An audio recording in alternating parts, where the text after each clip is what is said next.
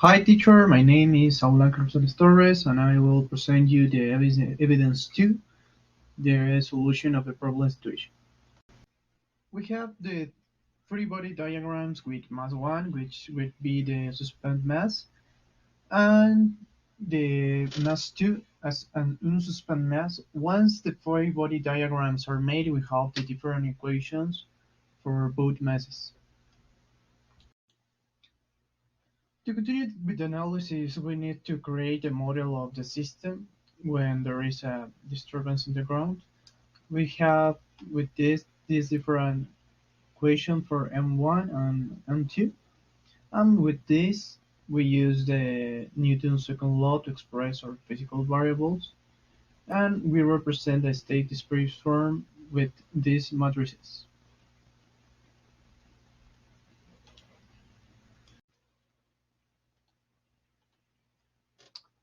There is an input signal such as a perturbation that could be a bad speed boom, a pothole, or even a surface with undulations of certain frequency. This is the input signal. And we have the force that would be applied to. We have here we put in the simulation the state space model that we see before. And as an output, we have the deviation and finally the acceleration.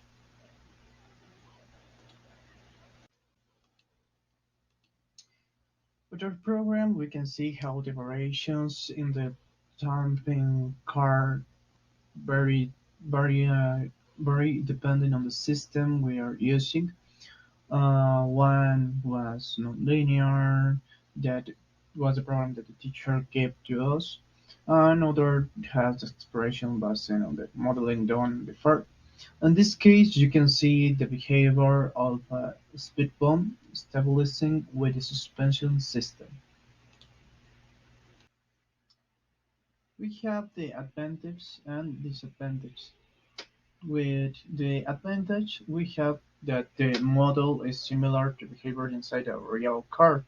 So the disadvantage of this is there is a minimal difference with margin of error, like every machine or every mechanism that can make the pilots uncomfortable with the system.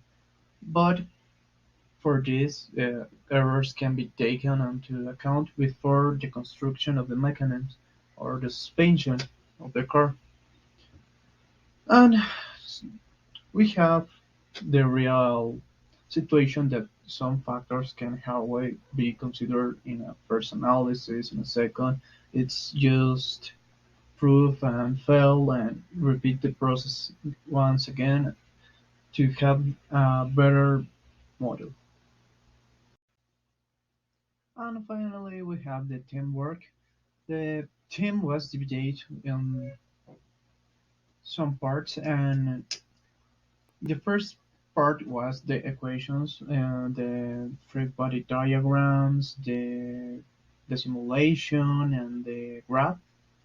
And my approach to the teamwork was principal in the simulation and the graph because the other part of the team made us the matrices that we can incorporate to the simulation. And once we did this, we only modify the input that will variable the system to prove our simulation with her respective graph, like we show on the group assignment 2. Uh, I my achievement principle was that I could learn more about how a suspension system works, because in this first part of the mechatronics career, we didn't have seen we haven't seen this part of a suspension. This project was more close to some things we honestly will see during the career of mechatronics.